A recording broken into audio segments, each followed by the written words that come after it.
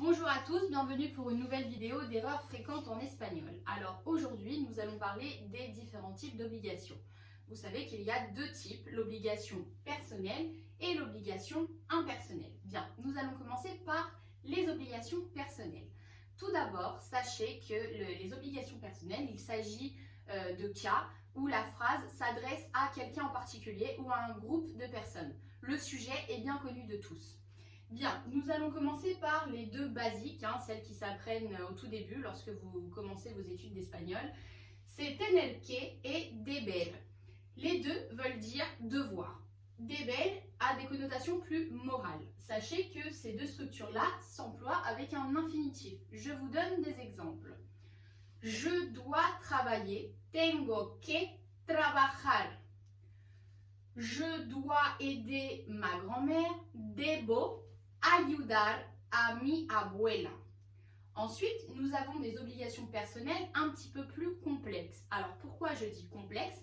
Car elles ne sont plus suivies d'un infinitif comme les précédentes, mais d'un subjonctif. Alors, elles traduisent, j'en ai choisi 4 ici, mais il y en a un peu plus. Elles traduisent toutes « il faut que ». Donc, vous avez « es preciso que », « es menester que »,« es necesario que »,« hace falta que ». Alors, il me semble judicieux de faire un petit rappel sur la construction du subjonctif présent. Sachez que les terminaisons s'inversent. Les verbes en AR se terminent par un E. Les verbes en ER et IR par un A. Je vous donne des exemples. Le verbe hablar, on dira hable, hables, hable, hablemos, habléis, hablen. Le verbe comer, coma, comas, coma, comamos, comais, coman. Le verbe salir, qui est un irrégulier. Salga, salgas, salga, salgamos, salgais, salgan. Voilà, donc il est très important d'avoir ce petit tableau en tête afin de ne pas faire d'erreur. Je vous donne des exemples avec ces tournures-là. Il faut que tu ailles à la boulangerie. Es preciso que vayas a la panadería. Il faut que nous étudions. Es menester que estudiemos. Il faut que tu reviennes pour 8 heures. Es necesario que vuelvas para las 8. Il faut que tu partes à 7 heures. Hace falta que te vayas a las 7. Voilà pour les obligations personnelles. À présent, nous allons voir les obligations impersonnelles. Donc là, il s'agit de cas où la phrase s'adresse à tout le monde, mais à personne en particulier. On ne sait pas à qui ça s'adresse. Donc en français, ça se traduit par il faut. Voilà, il faut étudier, il faut travailler, il faut manger. On ne sait pas à qui ça s'adresse à tout le monde.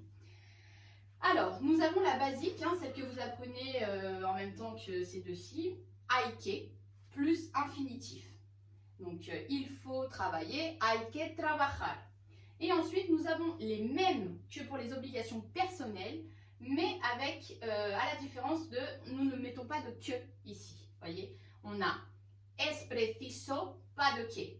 Es menester, pas de que. Es necesario, pas de que. Hace falta, pas de que. Directement un infinitif. Et tout cela traduit il faut et non pas il faut que. Il faut. Je vous donne des exemples. Il faut être ponctuel. Es preciso ser puntual. Il faut porter un masque. Es menester llevar una mascarilla. Il faut être respectueux. Es necesario ser respetuoso. Il faut être gentil. Hace falta ser bueno. Voilà, j'espère que cette petite vidéo vous aura été utile et vous aura aidé à y voir un petit peu plus clair avec cette histoire d'obligation.